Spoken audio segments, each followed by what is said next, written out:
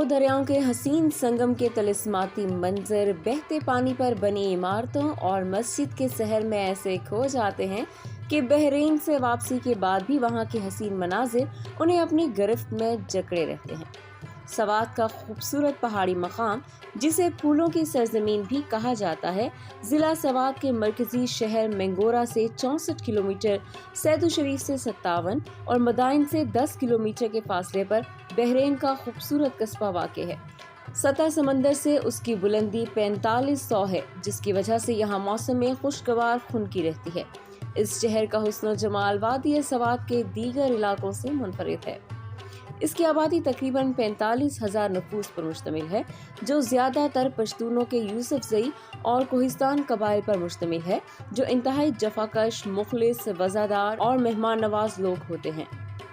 मशरक़ी सिमत फलकपोश पहाड़ों के दामन में दरियाए सवात खौफनाक और मुंह जोर मौजों के साथ रवां दवां है।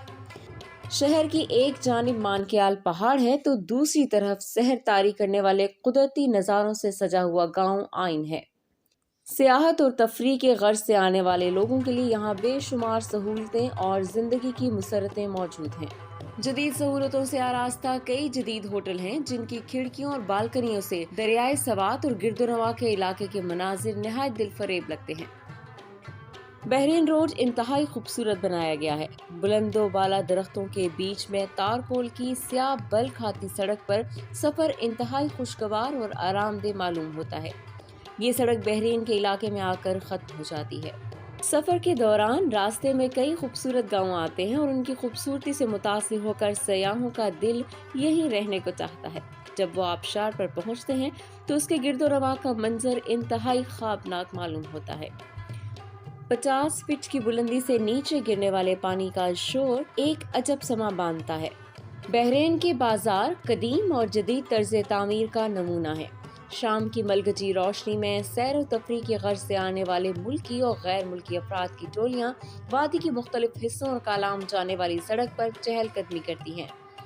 उस वक्त ये इलाका यूरोप के किसी खूबसूरत और पुरहजुम बाजार का तासुर पेश करता है।